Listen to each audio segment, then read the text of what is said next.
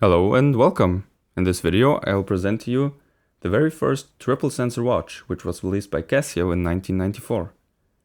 It was this ATC-1000 with the black and green bezel, together with the ATC-1100, which had a silver bezel, and then later there would be some more variations like the 1200 and the DPX-500, which is actually the first pro-trick watch ever made.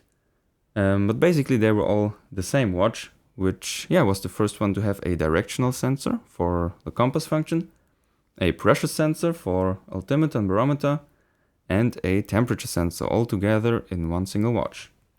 So let's take a look. First you see we got these two big boxes here. So on the left side there we got the bearing sensor, and on the right we got the pressure sensor. And also here in the front we got this big rotating bezel, well, which is actually stuck on my particular watch, but in theory you can rotate it. But I also have here the original strap still on the watch. So you see we got the triple sensor branding here, and there, like the functions. Also has a nice metal buckle there. Pretty cool. So let's see what can we do with this watch. So currently, obviously we are in the time display. We got the time and date, usual stuff. We also have here this blue outer ring. You can see there is this little seconds hand there going around. And we can actually go into like a alternative display. So we press here this bottom button. And then we still have the time, but now we also have here the temperature. We have the barometric pressure there, together with this little diagram there of how the pressure has been in the last hours. So you can see how that has been changing. All right, let's go back. And next thing we can do is actually you see this big bearing button here. So let's press it. You see it calculates, and then it gives us a compass reading. So now where the watch is pointing, there's, well, southeast, sorry. And you can also see that here where the seconds hand was before, we got here this big hand there for north, and then here the other directions there. And and we also have like the exact degree reading right there. And so that's the reading. And now we actually have 5 memory slots where we can store compass readings. So here's, for example, the first one that I saved a while ago. You see it saves the time and the date together with the compass reading there. So and then here we got the 3 slots. And this memory is actually independent of the other memory for the altimeter. So let's go then into the altimeter mode here with the mode button. You see, normal you have I think 50 slots. I have still 43 ones. And as soon as you go in here, you can see there your height basically, so 40 meters now, apparently.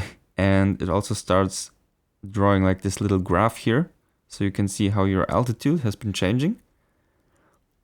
And so basically you can start this when you're going on a hike or mountain climbing or whatever. And then you can go into this mode and hold this button. You hear this beep, and then it starts recording the data to the memory.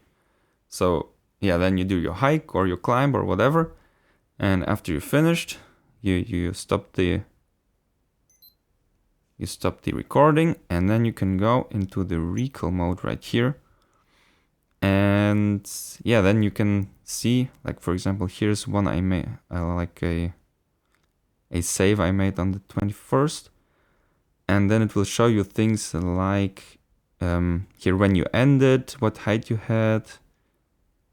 That's a different one now, but also things like your maximum altitude you had, when it was, your minimum altitude, when it was, also what temperature was at the time.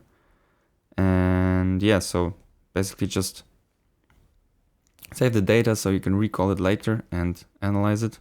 It will also display, I think, somewhere the diagram here. So yeah, and there's actually a lot more things you can do. I mean, you can, for example, set like a reference altitude. You can set a alarm to sound when you're crossing a specific altitude.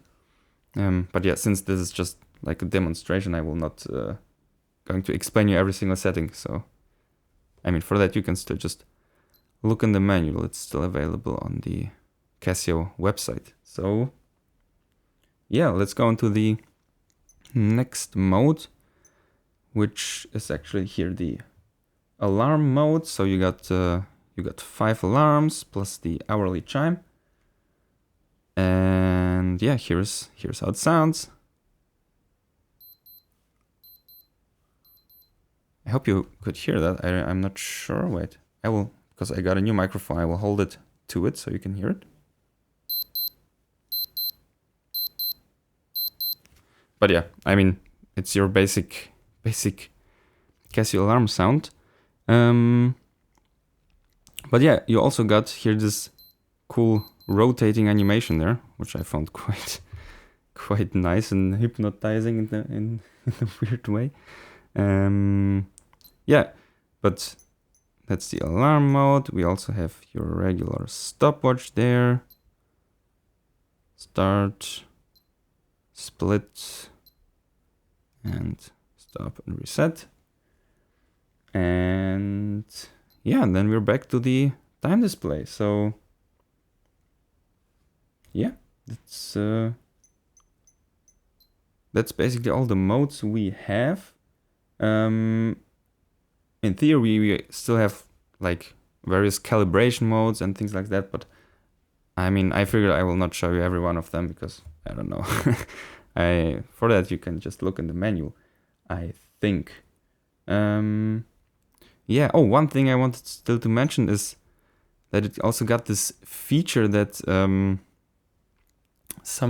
I believe like the DBC-150s also have this feature. I always like it very much. It's no matter in what mode you are, you just hold the mode button and then it just brings you back into the normal time display, which I found always, it's quite convenient. So when you're buried in some mode, you can just quickly go back. Yeah, I'm actually not sure what watches exactly have it. I know of the DBC-150, but this one also has it. And yeah, and also we have a backlight, but well, would you look at that? There, we got this little green LED there. Let me see how I can show it to you better. There. I mean, it's like an F91, if not worse. I mean, if you're lucky, you can make out like the the seconds here and the date, but the hour is like on the other side. Yeah, kind of tough, but that's what you get. So let's take a look at the watch on the wrist. Let me quickly put it on. And there we go. So as you can see, I mean, it at first sight, I mean, it looks quite big, but actually, I mean, compared to like other today's watches and like G-Shocks and stuff, I actually don't think it's so bad. I mean, it's more like big, like lengthwise and height-wise because of these boxes. So, I mean, I feel like I could wear this a lot better than like modern G-Shocks. Also, it's like, I think, a lot thinner than like a thick G-Shock would be. So that also adds to that. But yeah, I mean, also, I do really like the looks. I mean, you got like all these Casio colors combined. You got the green, you got the blue, like these red accents everywhere, some orange thrown in. And I mean, it just has this nice old school, like 90s Casio vibe. Also like with these like boxes added on it. It just looks really, really unique and really cool. And yeah, and the nice thing is, of course, that it's still very usable today. I mean, this triple sensor technology is still used in a lot of G-Shocks and also projects, of course, these days. So yeah, I mean, if you're like a mountain climber that likes this 90s Casio design, and this is definitely your watch of choice. But yeah, I hope you found this useful, a bit entertaining, and yeah, see ya.